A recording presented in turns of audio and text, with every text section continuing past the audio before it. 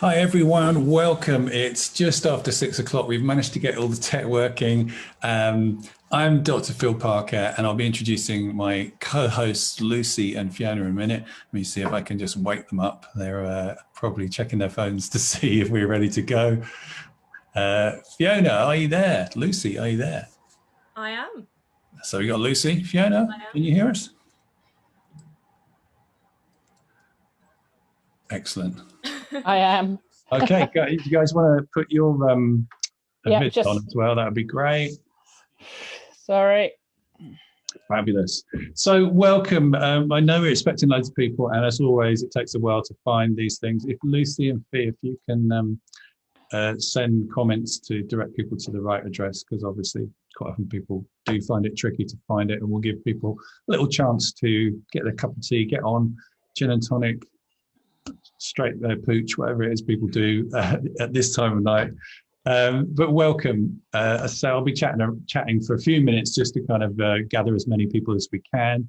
I can already see some comments here. I don't know if you know, but there's a slight lag between comments and us seeing them about 20 seconds, but I can see there are people from all over the world. We've got Zurich and Wales, at least so far. So I am going to move my screens around so I'm not watching myself chatting, which is always an interesting phenomenon. And get everything in order for you. So I think we'll wait until we're expecting about 70 people. So we've got an idea of the numbers here. We're on 49 now. When it gets to 50, we'll go. And if it starts going down, we'll go as well. So give us just a few minutes.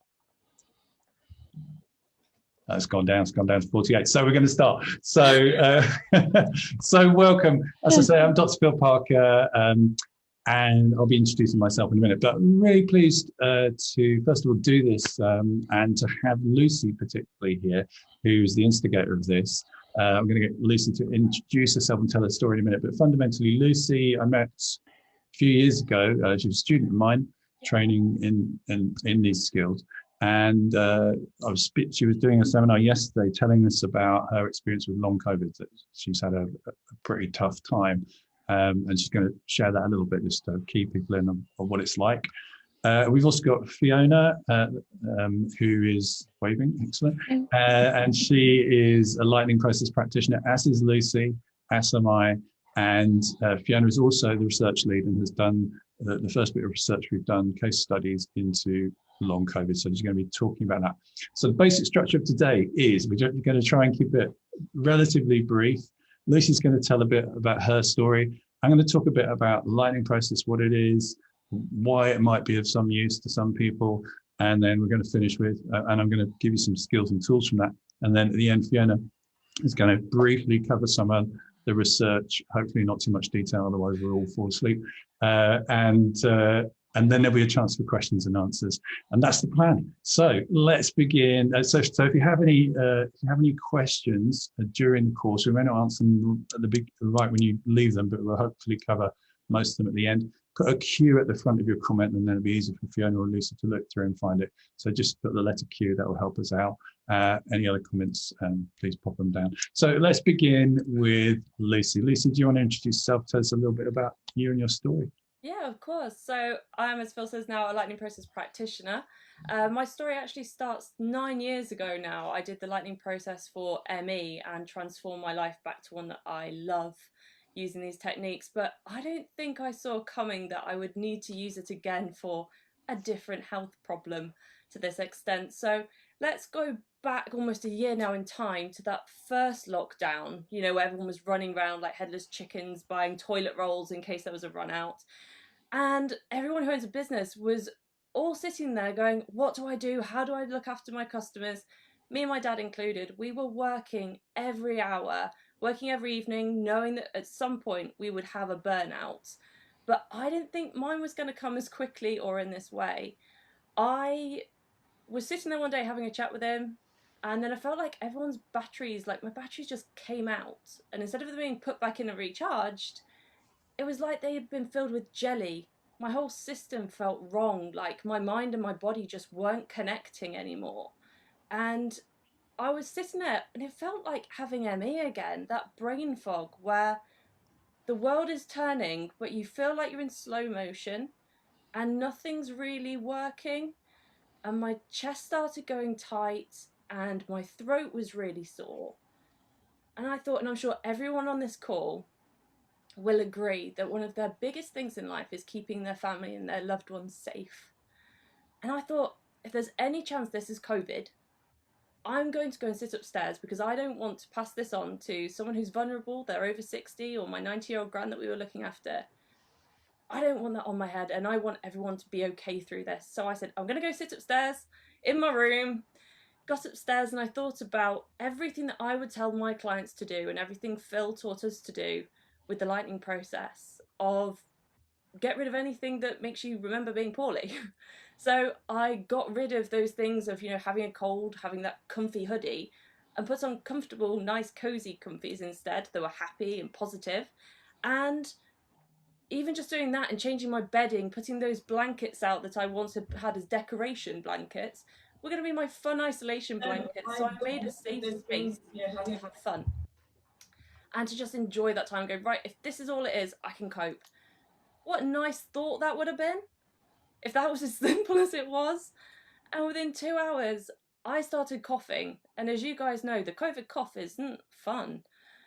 It wasn't a little tickle that you could kind of cough away. It was like a dinosaur with a megaphone is the best way to word it.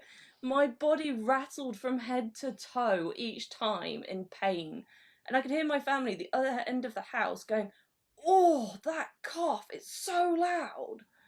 And me thinking, well, it's all right for them. They don't have to feel it. And I put the barrier across. I was in full isolation from the dog, from everyone. And just thinking, just get through this. But then my taste went and the smell went in the same day. And I thought, well, this isn't what I expected. And then I couldn't stand the light, noises. And all I wanted to do was lie in the dark. And that cough and that exhaustion, I just had enough. I'm 5'10". I'm not used to being really small. I was crawling everywhere. And I'm talking only a couple of meters from my door to the bathroom or to fetch food when my parents text me to say the food was there. Just like many of you, it's just an effort. And that's all I knew for weeks, was that exhaustion of lying in the dark. And then Phil started doing his lives and I'd try and listen to those and put a bit of positivity in when I could.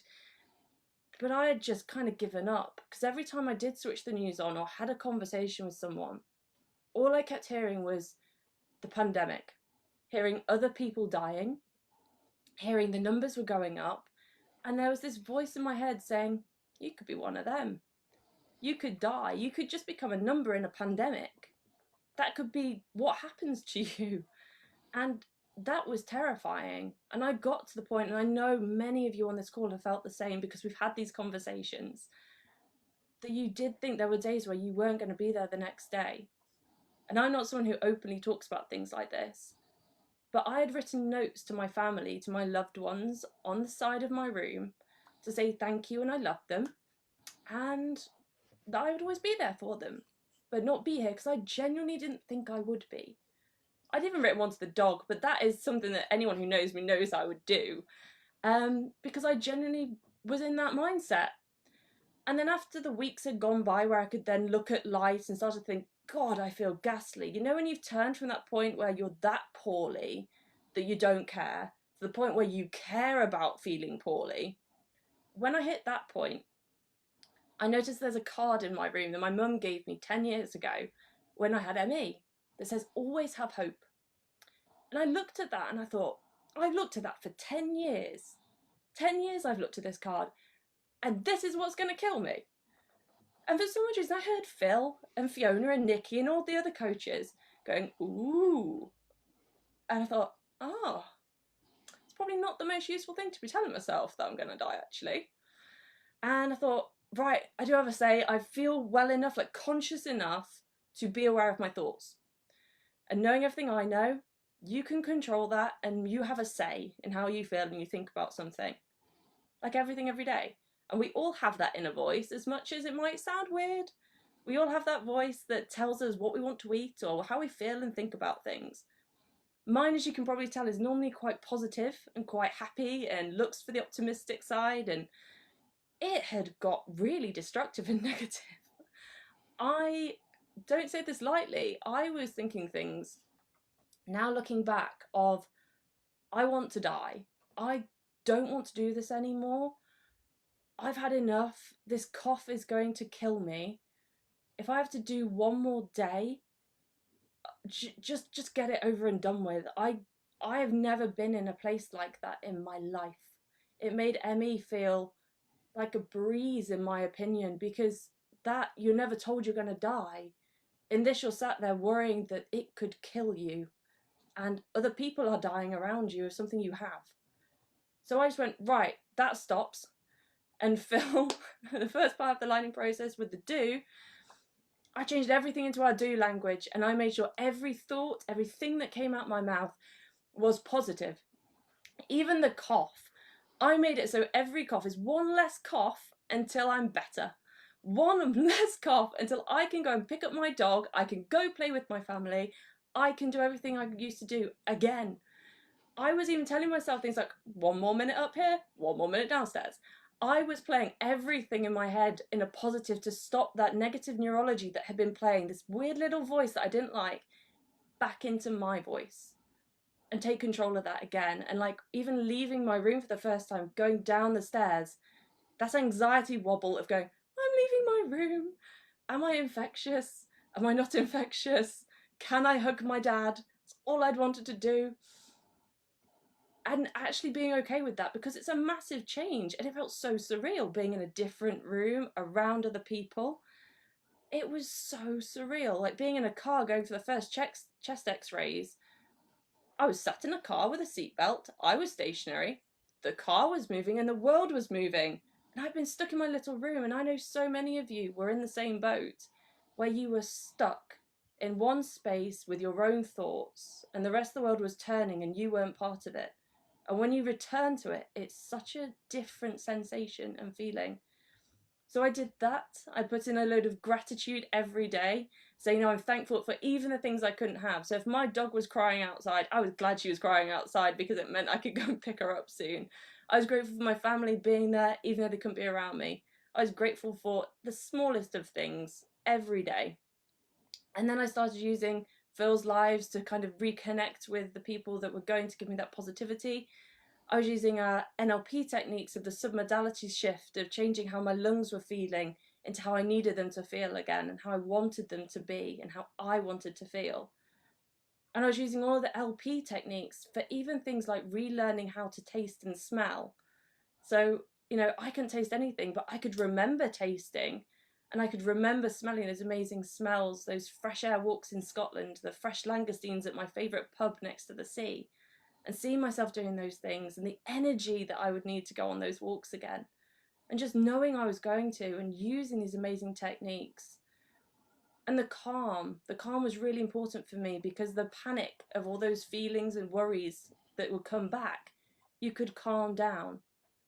And actually being able to, that part of you that was so scared of your immortality being taken, to be able to have a process to be okay with that, to be able to move on from what happened and just become the best version of you again.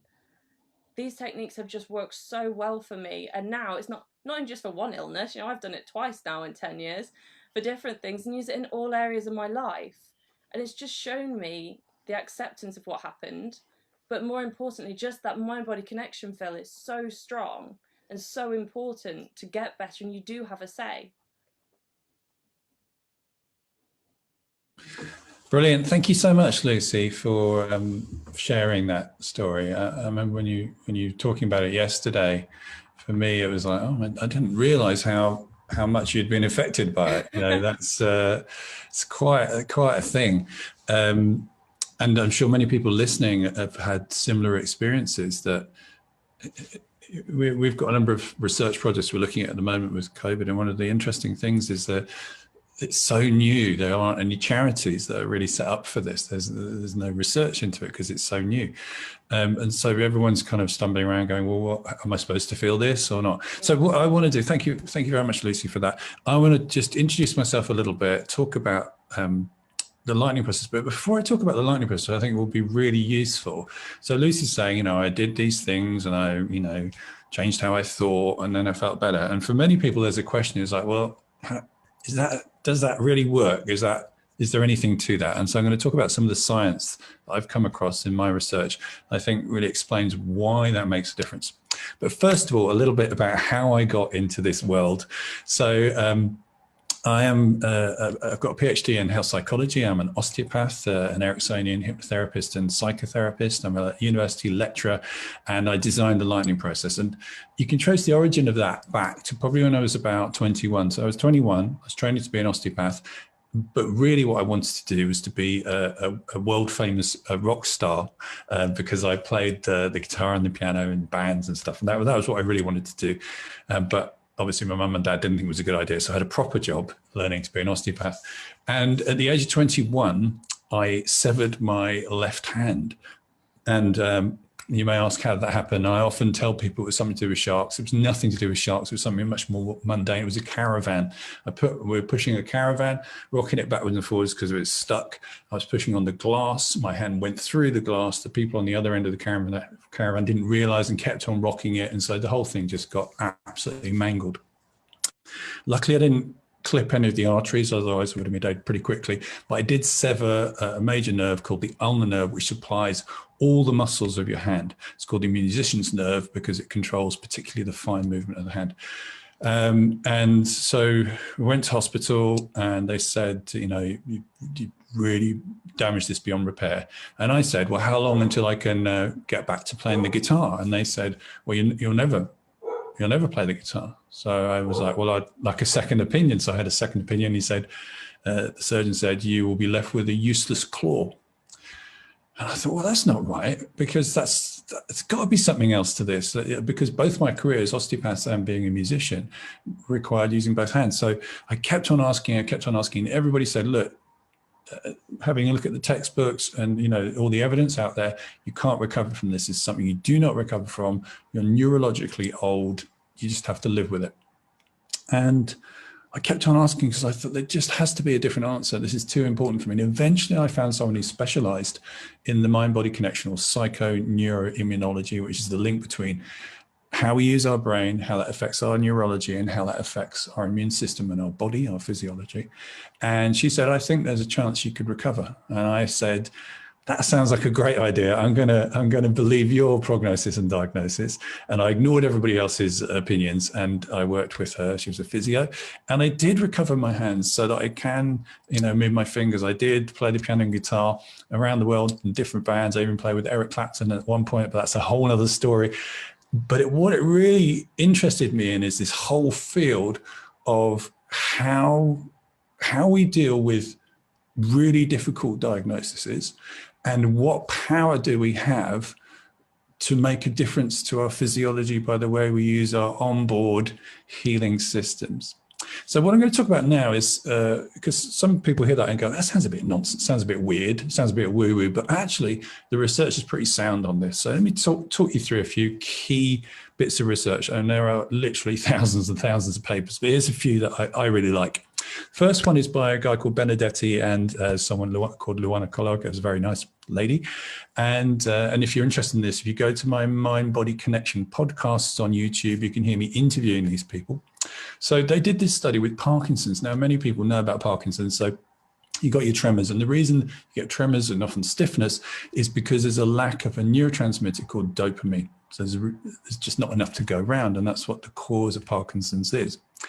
You can, with a drug called apomorphine, which you inject into the arm, you can increase the levels of dopamine neurotransmitter, or at least the transmission, the signals, temporarily. It only lasts probably about 9 to 12 hours maximum. So you have to have an injection every day. So they did a study where on 3 consecutive days, they gave people the apomorphine injection. On those 3 days, they improved in symptoms. Their tremors stopped, they had more flexibility, they were happier. On the fourth day, they gave them another injection, same place, and again, the same results. But this time they had substituted the real drug for saline, for inert substance, and people got exactly the same result. Not everybody, but some people did.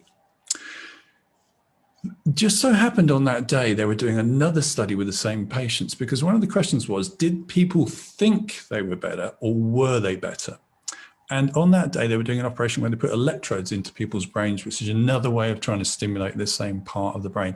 And what they found in the I think it's the subthalamic nucleus, that's where it was, yeah.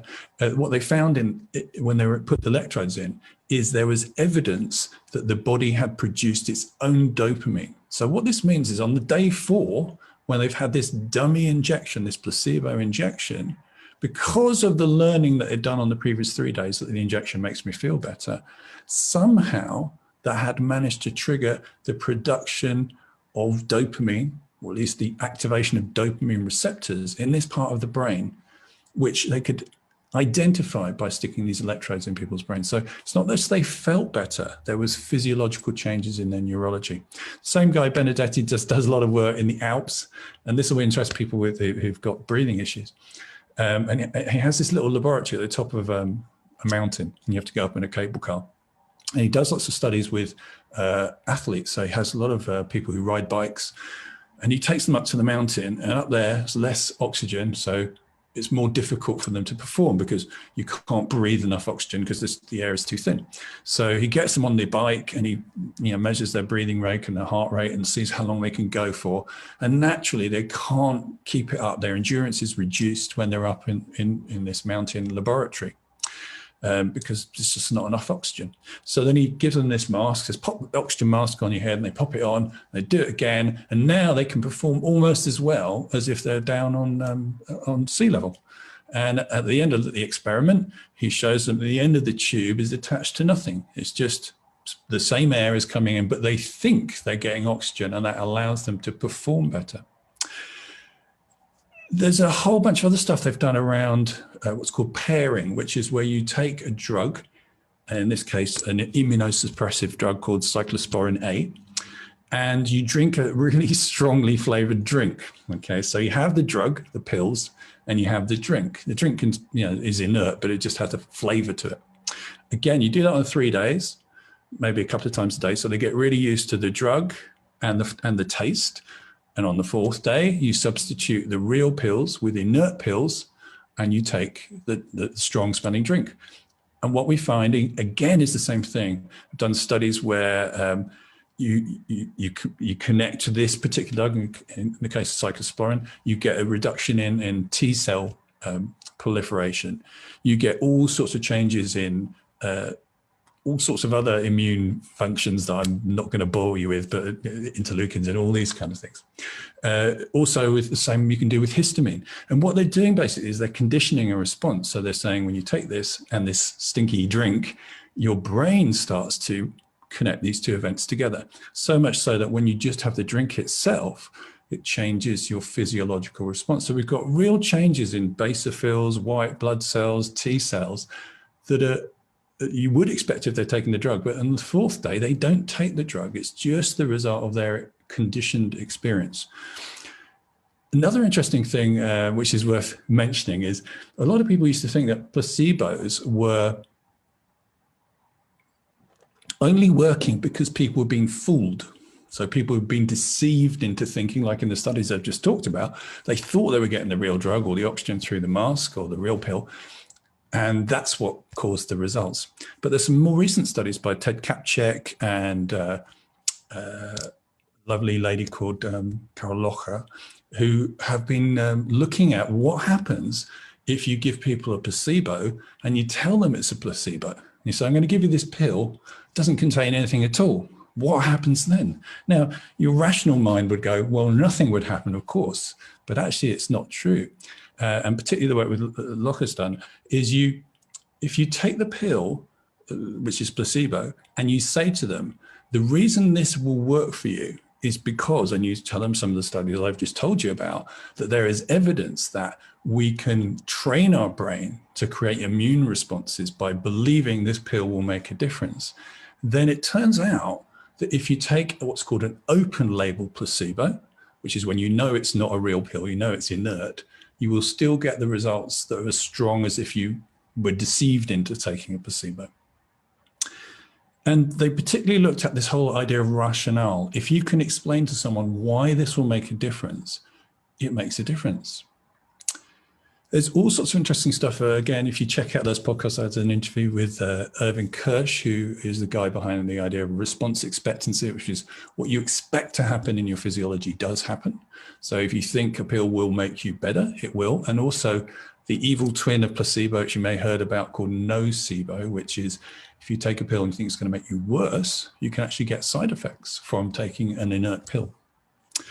Other things I think particularly interesting is language, which is a kind of real research interest for me, which is the words that we say, and Lucy was talking about this, the words we say have an effect. It's not, words are not valueless. They have a really powerful physiological effect on us.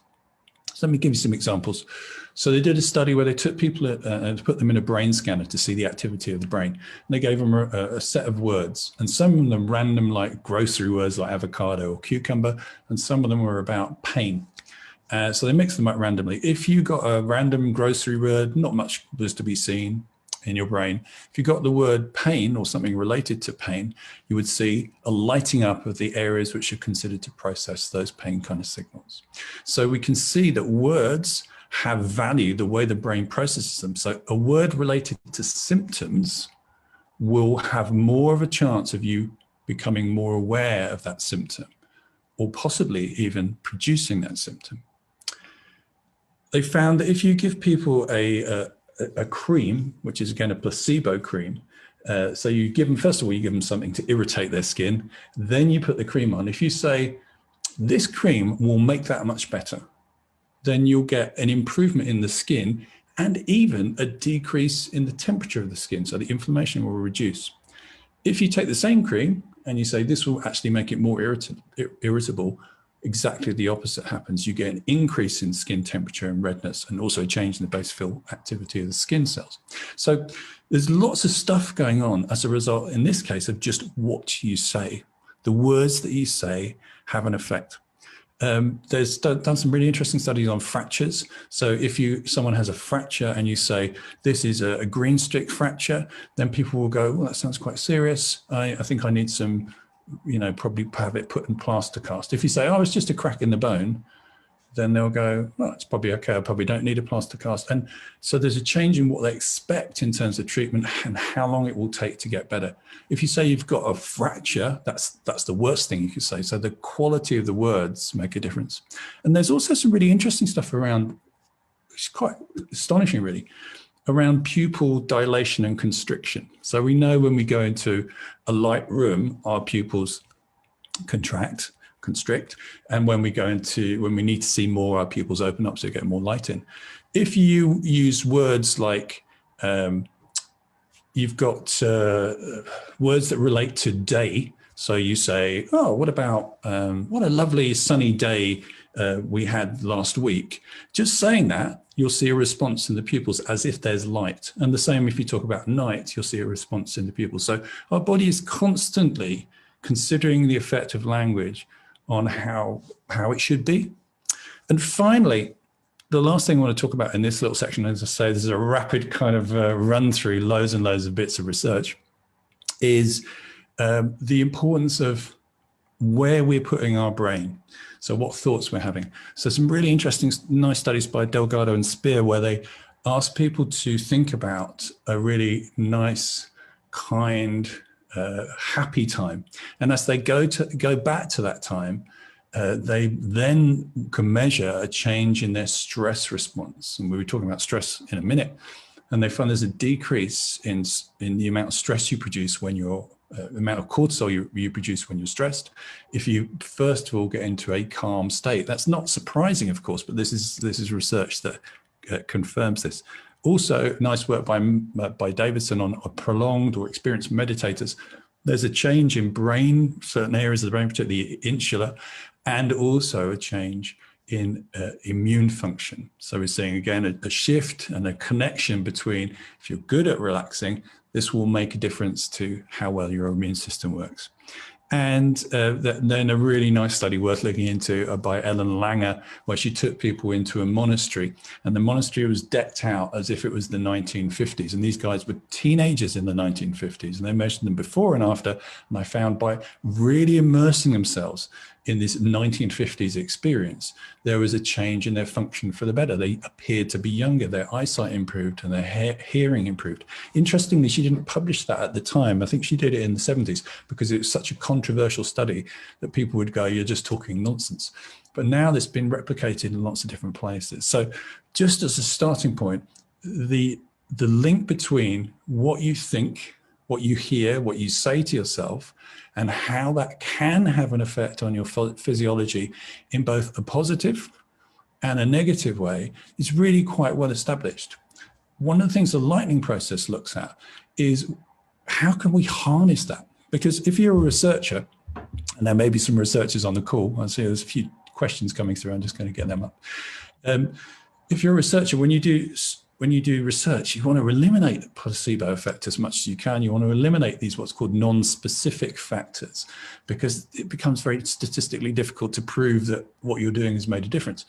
But actually, one of the things that's most interesting is more and more people looking at this. And again, if you check out the first series, The Mind-Body Connection, you'll hear a lot of these people talking about it, is what can we do with this? This happens. We know that people have a changed effect in their physiology about all sorts of things, whether it's happy times, fear, the doctor's prognosis, how annoyed they are with their partner, or the weather, or COVID, or what the news says. All these things do have an effect. The question is, how can we make sure we are able to insulate ourselves from those kind of effects? And also, seeing as it's a two-way street, how can we enhance how we can individually influence our physiology? Let me have a quick look through some of these millions of questions coming through. Okay. Phil, I've highlighted some in the chat so you could pick up on focus in on some. Yeah, just having a look. Okay. Cool. Right. I'm going to carry on talking about the things I want to talk about, and then we can come back to some of these questions at the end. So the next thing I want to talk about is, and it will answer some of these questions, is the lightning process. But before I do, we talked about research. There's also quite a lot of research into the lightning process. I was part of a group who've just done what's called a systematic review, which is where you collect all the existing studies and assess them for quality and combine and collate the information to kind of present an overview of what's going on. And what we found was there was a lot of studies over the particularly last 10 years. The earliest ones were not as good quality as the latest ones. The latest one was a randomized controls trial, which is like the most, the gold standard of a research. And what was clear from all the studies that we found and collated was that there was definitely effect in all cases. In all studies, there were some people who were getting benefit from doing the lightning process, and certainly in the randomized control trial, which compared people, this was chronic fatigue, mild to moderate chronic fatigue in adolescents. When you compared the specialist medical care and another group with specialist medical care plus the lightning process, statistically, those people who had the addition of the lightning process did much better on pretty much every measure. So that's fatigue, physical function, anxiety, depression, pain, school attendance. And also it was found to be cost effective in terms of economic measures. If you want to check that out, look for the study by Crawley from 2018. And the systematic review was in 2020. So then we come on to, well, we talked a lot about this. What is the lightning process? What's it all about? How does it work? Well, you probably got an idea from what I've talked about. It's about harnessing this idea of the mind-body connection. How can we make a difference to ourselves? How can we deal with the stuff that's going on in life? Because one of the things we know, of course, I mean, the coronavirus is a great example of this. There are certain things we can't do anything about. We can do what we can socially distance and wash our hands, but we still might come across this bug. We still might come across difficult people. There's all sorts of things that will affect us or has the potential to affect us. And then the question is, which bits can we shift? Which bits can we change? So with the lightning process, it comes in three sections. The first section is an audio section, which you listen to at home. It's about 4 hours of me talking about some of the core concepts of what you need to know in order to decide, is the lightning process something for me? So it looks at some of the research, other bits of research from psychoneuroimmunology and other related fields. It looks at language. It looks at you starting to consider your language. And we're talking about that at the end when we give you some tools. And then when you've done that first part, then you have a coaching call with a practitioner. And the practitioner talks you through that material and just checks in with you. Is this something that feels right for you? Is this the direction you want to head in? Because there's some people that are like, this doesn't make any sense to me. This doesn't fit for me. And that's absolutely fine. The lightning process, like anything, would not be for everybody. It has to be something that you think, this makes sense to me. And also the other thing about the lightning process is it's not a pill. With a pill, all you've got to do is swallow it. With the lightning process, you've got to take these tools, much like learning meditation or yoga, and put it into practice. You know, that's the nature of the approach. It's a training intervention.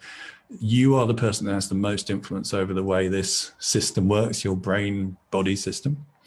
So that's the first section, listening to an audio and having a conversation with a practitioner. When you've done that, then you can move on to the 3-day seminar, which is about 4 hours, paced at a rate anybody can do it. So we have people from 7 to over 80 doing it. We have people who are pretty well functioning, people who are in darkened rooms who need to do a different pace.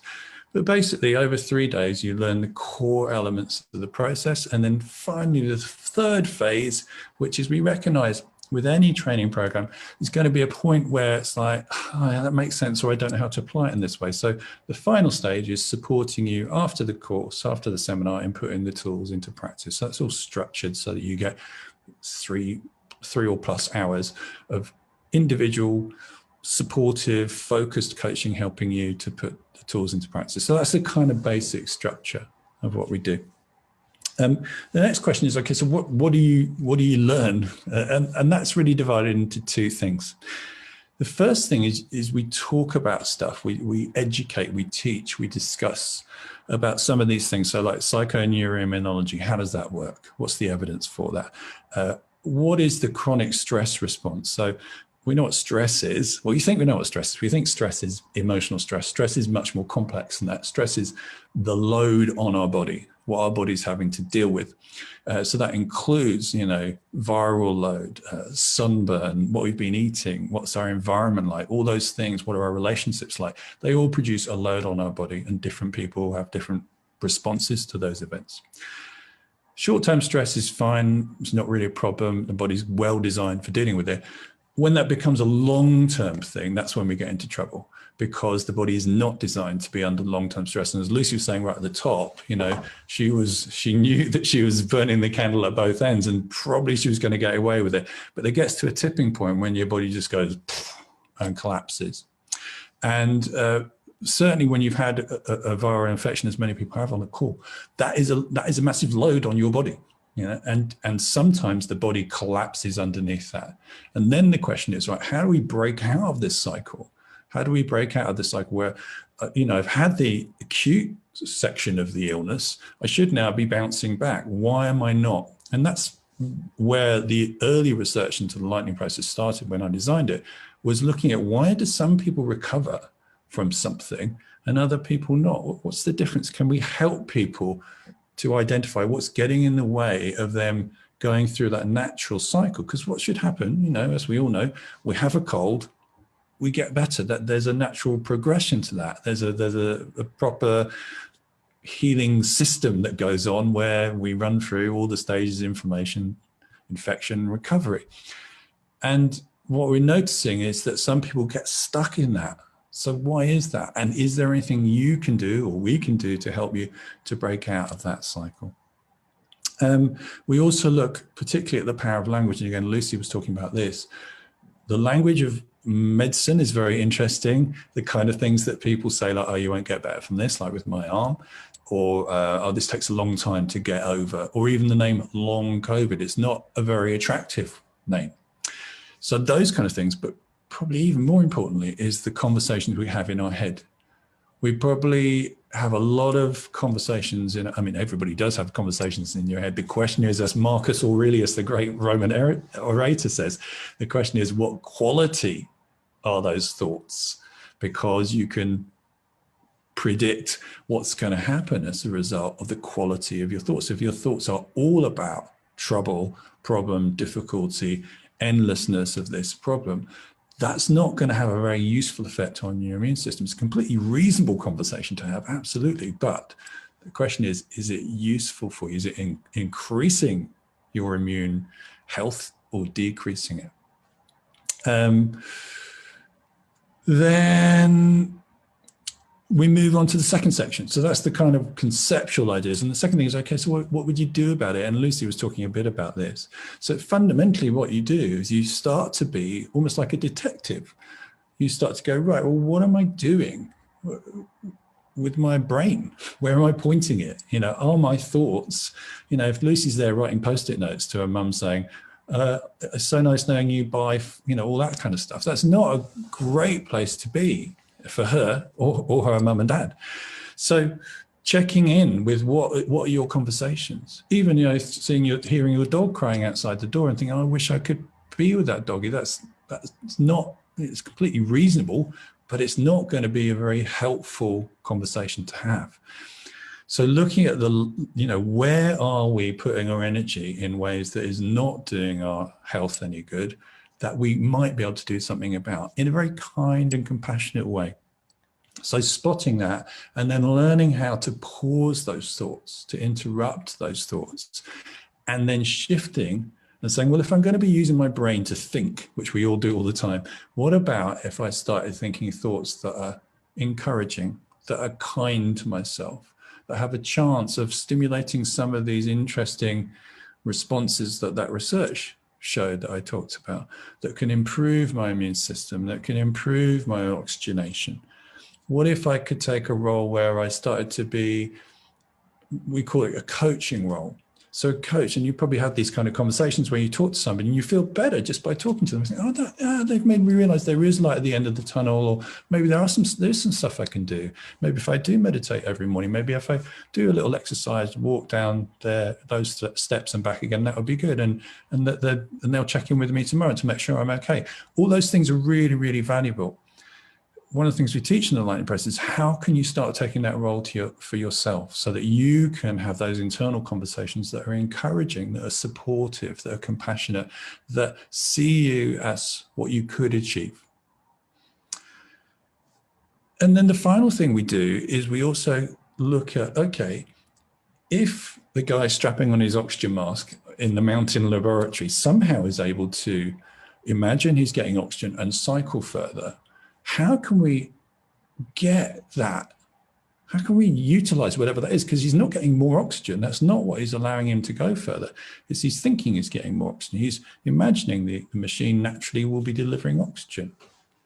When these people went to the monastery that was decked out like in the 1950s, and their health improved because it reminded them of when they were young and when they were teenagers.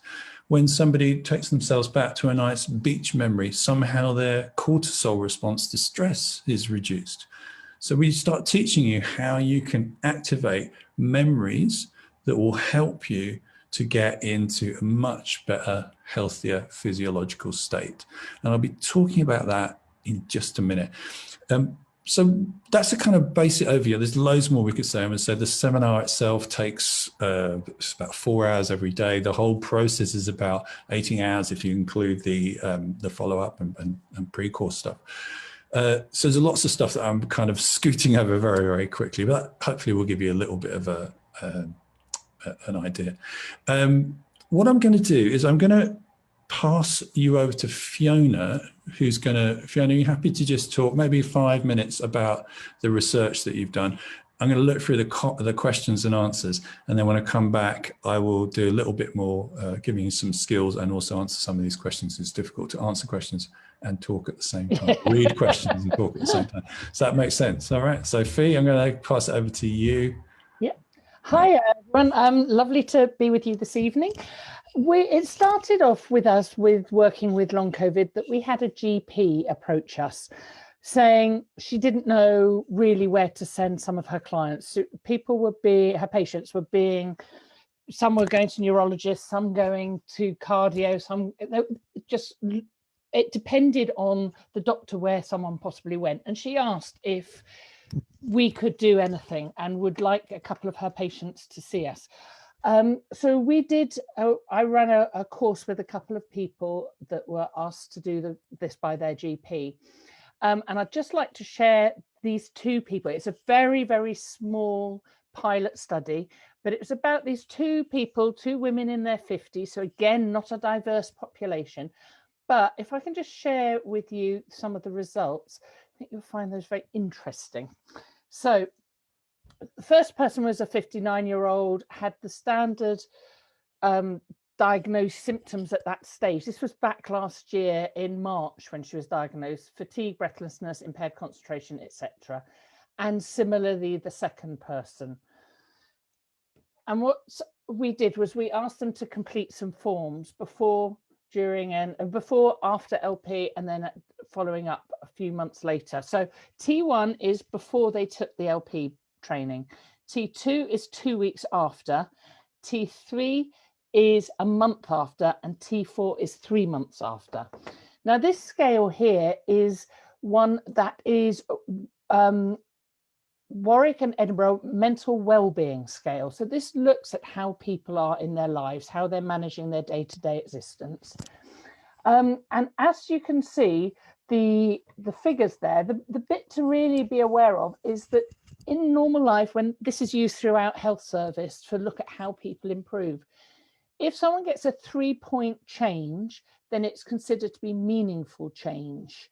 So the first person got 9 points change straight off, and the second person got 23 points change, which is phenomenally big. So I will point out that the first person had a bereavement at T4 and went back down, but still didn't go back down very far, you know, still within that 9 points from originally starting. And the second person had a relationship breakup at T3. Once again, some major life events. They were still able to use their tools to keep them on the road to recovery. So another one scale we used was a fatigue severity scale, often used for fatigue related conditions. And in this, what we're looking for is a score going down. So if you look at the bottom row, you see that the first person started on a scale at a score of 3.89 and went down to 1.22, which is lovely, dramatic drop, which is what we want, a drop in the fatigue levels. And the other person went from 6 down to 2. Again, that's exactly what we were looking for and hoping for. Okay, so this just gives you an overall look at how they dropped over time. All right, and we also asked them about their self-reported changes. We asked them about how they felt, and these were their specific areas they wanted to address. And so this one is, sorry, the slide hasn't caught up with my one. Here we go. No, it's still a few behind. I will hang fire there. There we go. So these people, they highlighted what were their main areas of issues and looked at each of these time points as to whether they'd improved or got worse, because it is really important to see how things are impacted. And in each case, there were definite improvements in all areas. Some plateaued at 3 months, but they were very happy with those at 1 month and maintained it, which is fantastic. Okay. They also gave these comments: energy levels better, ability to focus, more optimism about life, doing the checking. Phil talked about it, Lucy talked about it. What they were doing was checking in with how good they feel. And they found that a real change. Being really happy with the way the life turned out, noticed their well-being being good. And then one of them wrote to me at Christmas just saying, I'm just stunned that I'm continuing to move forwards and loving the life I have. Sorry, again, it's slower on my screen. It's coming through.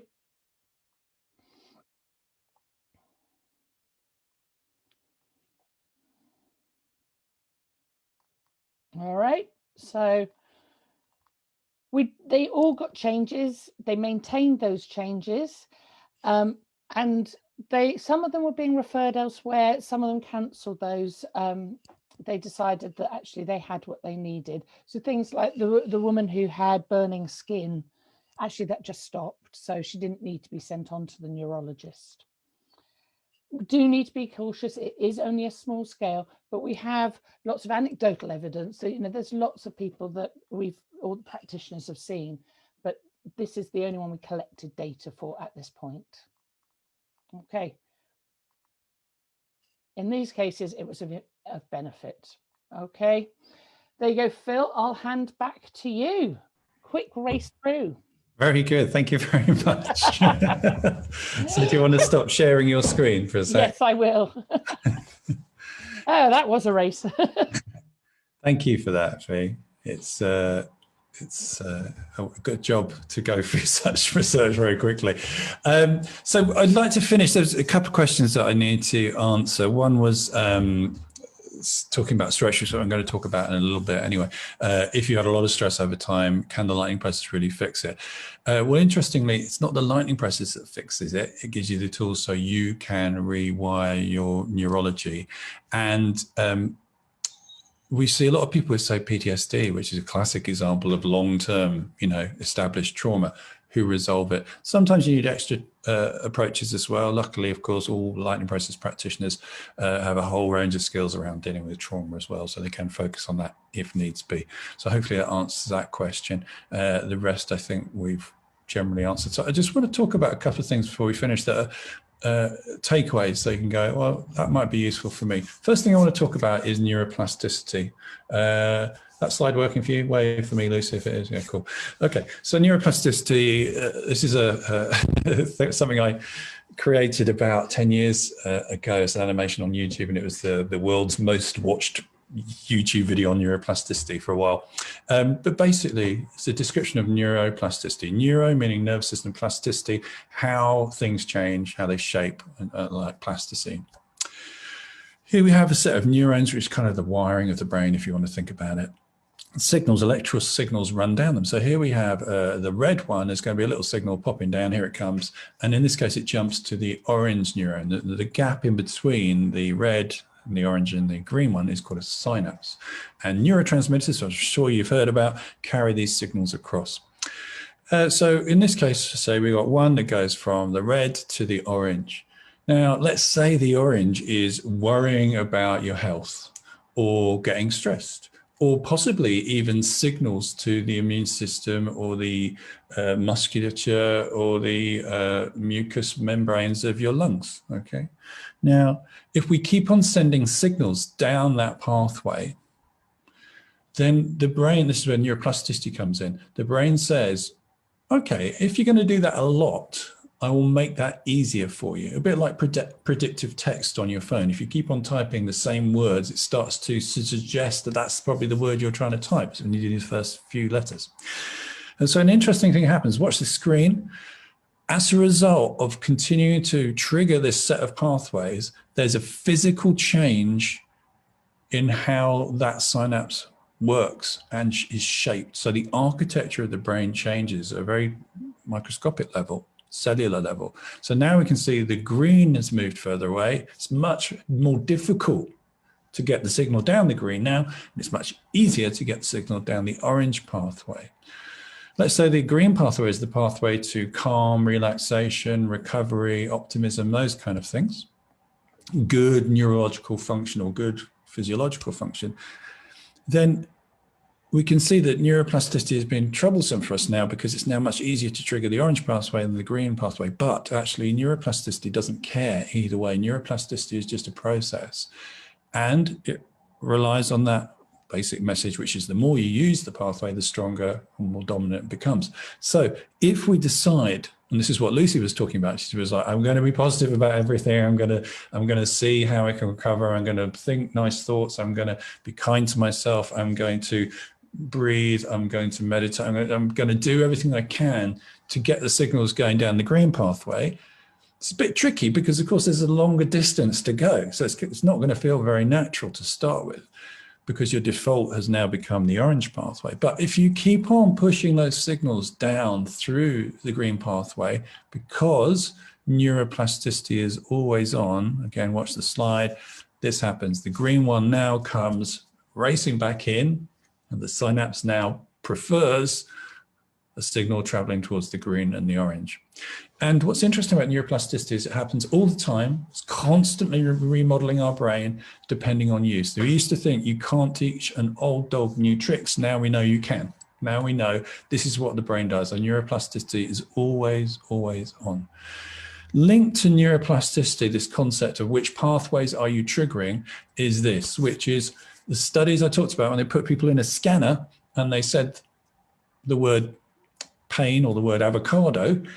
If they saw the word pain, they would trigger that pathway. So if you go to a doctor or you have an internal conversation that is about pain or some particular symptom and you keep on talking about it, then you're actually not only experiencing it more, but unfortunately you're rewiring your brain to make it much, much easier to go down that pathway. So become more aware of your words. That would be my first kind of takeaway. Think about your words, because your words will be driving your neurology.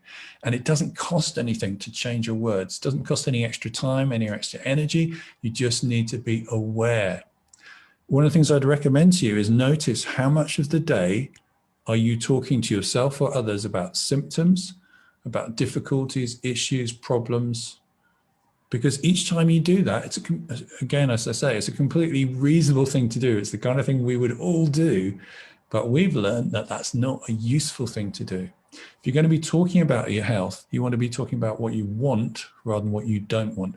And the same applies. My dog isn't here. She's normally sitting next to me. The same applies to negative words. So if I say to my dog, I'm really sorry, I can't take you out on a walk tonight because I'm doing this seminar. There's no walks. What's the one word she hears? She hears walks.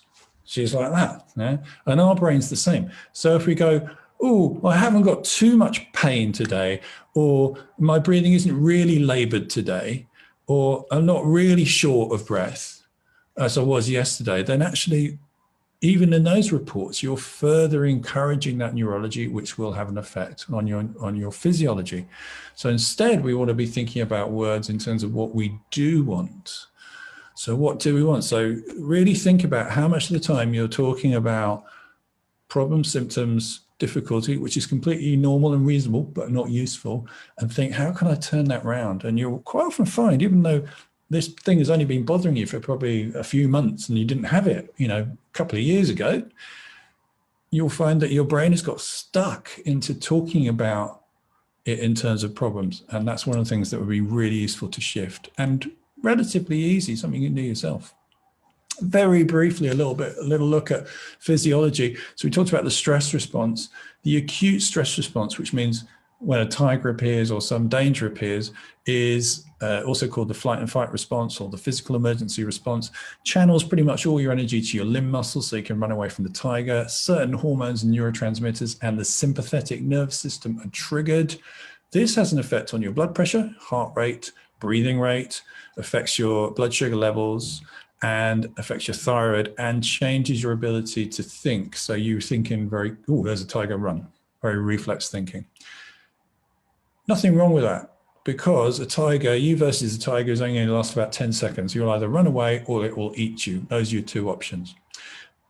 And then when the tiger is gone and you've won, then everything goes back to normal.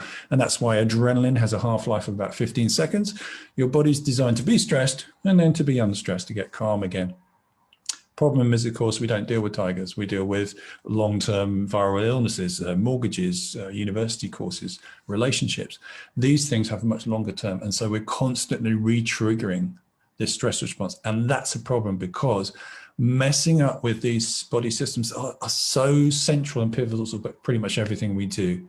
There's another thing which isn't mentioned here, of course, which is long-term stress suppresses your immune system. Okay. Suppresses. So, steroids, when people have steroids, which are immunosuppressants, the stress response produces cortisol, which is a steroid. Okay.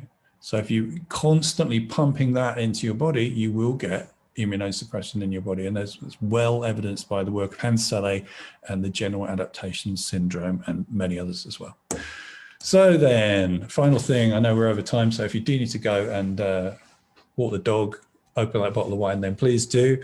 But the last thing I want to talk about, which is a really important thing, is states. And the question I often ask people is, what state are you in? We're always in states. States of minds mean, what part of our brain are we activating? What emotions are we in? What we're thinking about? Where is our brain focused? So as you're listening to me right now, you may be going, oh, that's such a nice blue color behind Phil. What a lovely room. It's a virtual room. It's not a real room. Or I wonder what that book was behind Lucy's head. Or did I let the cat out? Yeah, all these things. Or you might be going, this is really fascinating. I can see how I can use it. All these things are different states. We're always in one state of mind or the other. The question is the state of mind you're in the most useful? And one of the things we can generally say about humans is most of the time the answer is no. So here's an example, the traffic jam. If you've ever been in a traffic jam when you're on the way to the airport and you're late, what state do we get into? Well, for most people, frustrated, angry, disappointed, cross, stressed. But what's interesting about those states, although they're very common, is they don't help in any way. Being stressed in this situation does not make you a better driver, does not make the traffic disappear. All it does is make us more likely to crash, have an argument with our partner at the start of the holiday, and all the other things. So we can see that being in this state is not very useful. And yet many of us, all of us, I would say, have probably done it. So one of the questions I say to people is, not only what's your language, but what's your state? What state are you in? Is the state you're in most useful? This leads us on to the second thing, which is for most humans, not only are we in the wrong state, we often don't realize it at the time, we often realize it after the event, and most of us don't have any good strategies for switching from one crappy state to a better one. We just hope that with time it will go. There are some really good techniques that you can use. So meditation, mindfulness is one. It's quite a long technique. There are shorter techniques, and we cover much shorter ones, things that are much more instant in shifting your state. Getting drunk is a technique you can also use, although not when you're driving a car. That will change your state. That's a lot of the reasons why people do use drugs, is to change their state. Listening to music, dancing, being in nature, all those things will change your state. But there are other simpler ways to do it as well.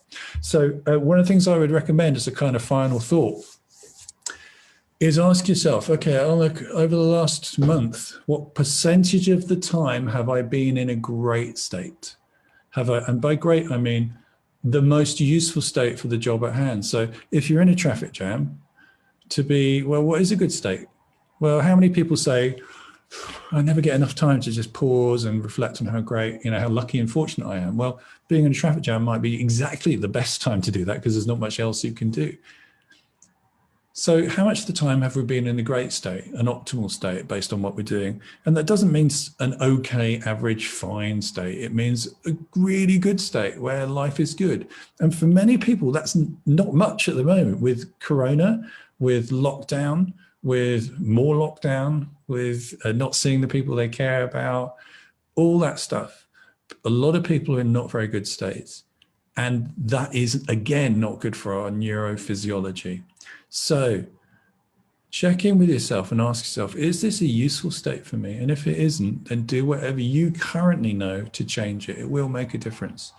And this is one of the core things we teach in the lightning process, is how to manage, how to spot when you're in not a good state, how to change your state, not just from a bad state to an okay state, but from a bad state to a really good, health boosting, happy state that will have a positive impact on your neurophysiology. So that's all I want to talk about today. There's loads more we could talk about, but Lucy, anything to close with? I'm going to hand it over to you. Anything you'd like to add or say?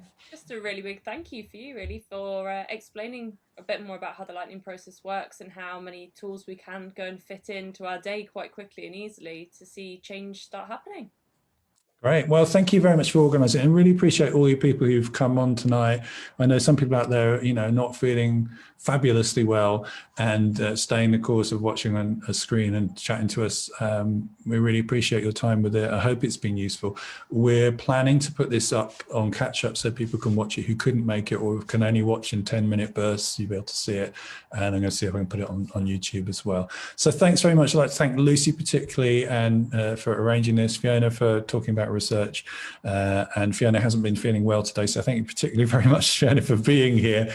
And take care of yourselves, and we'll see you guys soon. Bye now.